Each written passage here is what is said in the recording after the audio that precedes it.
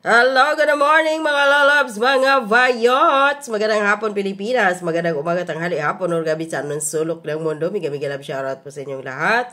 Sa mga kapwa ko po FWs around the world, hello, mega love shoutout po sa inyong lahat. So, yung topic natin ngayon, itong saan sa... Hi, Louie. Ay, sandali! How are you? Self-proclaimed na cute na si Liza Marcos, no? Na itong kanyang sabwatan sa pagdukot ng mga anak ni Francis Chua, no? Kasi may problema siya kasama ng kanyang asawa. So sa Istanbul na pinalabas ni Maharlika, at yung si Liza Marcos din, di umano ang tawag dito, mastermind din, di lang dito sa buwatan niya sa asawa ni Tidi Boy Locsin na dating DFA Secretary ni Pangulong Duterte, at ngayon din naman ay ambassador siya doon sa United Kingdom, no? Sa buwatan ng asawa niyang si Louis Locsin, no? Lourdes ba pangalan niyan? So dito sa kidnapping ng anak ni Francis Chua sa Turkey. So, andito yung message. At hindi lang yun pati din si Liza Marcos ang mastermind din sa pag-appoint kay Mel Robles, kaya nagkanda leche dyan sa PCSO ngayon dahil siyempre nagsabuatan silang dalawa para dayain, nakawin yung, kawawain yung mga mananaya sa lotere na walang nananalo kundi sila lang lagi. At dito kay Michael Ma, na napuno talaga si Atty. Vic Rodriguez dahil dinamay ang pamilya na nasabi ni Liza doon sa voice message niya kay Tunying, nakawawa yung pamilya ni Atty. Vic. So nagsalita si Atty. Vic Rodriguez na kaya galit si Liza Marcos sa kanya, kaya siya umalis kasi ginawaan siya ng istorya na hindi maganda patungkol doon nga sa PPP na yun, PPA, Philippine Ports Authority, doon kay Pastrana na parang asawa ata ng kanyang kapatid, no? Parang brother-in-law ni Atty. Vic daw yun, di ba? Na may kaso daw dati, hindi nagbabayad ng tax sa gobyerno, tapos plano daw ni Atty. Vic Rodriguez iupo bilang parang secretary dyan sa Philippine Ports Authority. So ito yung ginawa ni Liza. Kaya si Tunying ang unang naatasan niyang magsalita sa social media, at pinalo up po yun ni Thinking Pinoy. So pakinggan po natin itong video ni nilabas ni Maharlika na ang sabi ng palasyo ngayon artificial information daw. Artificial information ninyo, mga pagmumukha ninyo. Hindi na yan obra, no? So ito, yung video ni Liza na nagtatawag dito o nag-voice message kay nagme-message dito kay Lourdes Locsin. Tinatawag niyang Luis. Ito, sandali Hi, Louie. How are you? I'm here in Bacolod, campaigning for my hubby, look, with Marie Chris and a bunch of gay people. But anyway, the reason why I called you is I have a favor to ask you. We gave all the documents, not to Mila, but syempre iba pag tumawag ka. A good friend of ours, Francis Chua, basically has a problem in Istanbul, in Turkey, so he went to court. The judge issued an order in his favor. So now we're just having everything authenticated so that it can be served in the embassy in Istanbul. Right? So Mila has all the documents. I won't bore you with the details, but if you could call Mila and just give it a little push. Everything's above board. Don't worry. I'm very good at that. But yeah, that's it. So I hope to see you soon.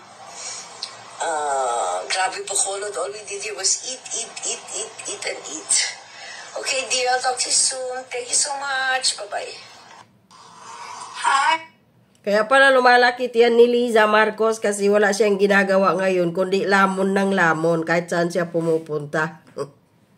So ito, artificial information daw. Ito ulitin natin nga kung artificial information ba ang pagbumuka ni Liza Marcos. Hindi lang doon sa sa interview ni Tonying, no? Mukha siya walang hila. Talaga walang hilamos eh. Dito kahit naman eh. How are you? Ayun. I'm here in Bacolod. Campaigning for my hubby, look. Pinagyabang pa kung ano yung suot. And a bunch of gay people. But anyway, the reason why I called you is I have a favor to ask you.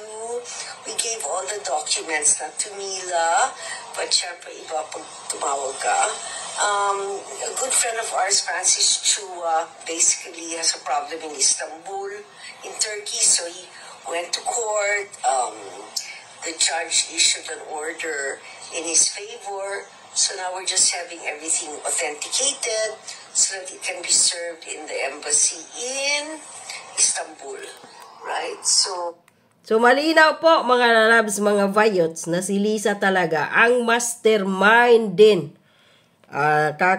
Sinasabi ni Maharlika na pagdukot sa mga anak nitong Francis Chua na kanilang best friend.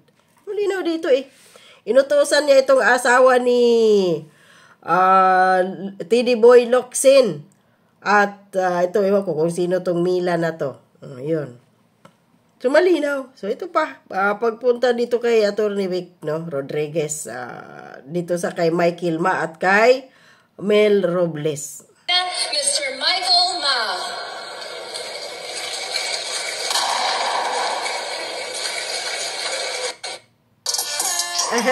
May ads. Oh, hi. You guys are great. Thanks for the support. Okay, thank you very much. Sama-sama tayo. Babago muli. Or should I say Millionario? Ayun, Just wanted ito yun, to wish you a happy 60th birthday. Ako, senior citizen ka na, ha? Sandali. Dapat magpapayat ka na to be as sexy as Shay. We love you, Mel. I wish you all the best today and for the next 60th year. Big hug. Happy birthday. Thank you for everything you've done for me, my family, for my husband. Sama-sama tayo. Babago muli para maging milyonaryo. Yun. Ang galing. Ito kay Atty. Vic to, ha? Isa talaga ako sa nalungkot nung time na yon na nawala kayo as executive secretary. Although hindi tayo magkakilala, the reason why nalungkot ako, dahil ikaw po yung kung ako invisible as a vlogger na supporter nila, kayo naman as spokesperson ni Marcos Jr. from 2016 hanggang sa manalo na nga sila, hindi ko maintindihan kung bakit sa kabila ng pag-support mo, naging mabuti ka sa kanila, wala po kayong sweldo, which is sinabi niyo po yan. Ano sa tingin mo ba talaga kung bakit ikaw ay tinarget ni Liza? Kasi based sa interview at dun sa audio na pinarinig mo, malinaw po sa taong bayan na tinarget ka talaga. Ano sa tingin mo ang reason? Bakit kailangan targetin ang isang nagsilbi ng libre kay Marcos Jr., tumulong, naghirap sa kumpanya? Sa tingin mo, ano yung pinakamatinding reason bakit ginagawa sa'yo to ng not only Liza, pero yung mga nakapaligid sa kanya?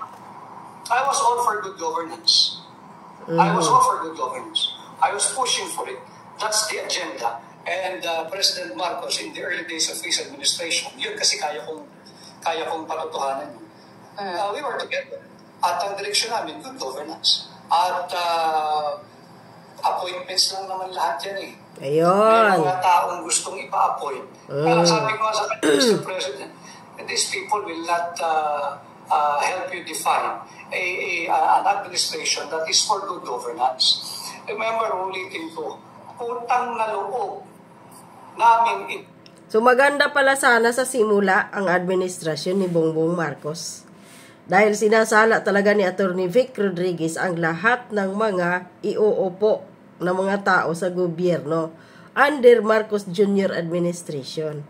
Pero nga nakikialam itong kipay ni Marcos na cute na si Liza Marcos, kaya nagkandalitse ang Pilipinas ngayon. Dahil siya yung masunod eh.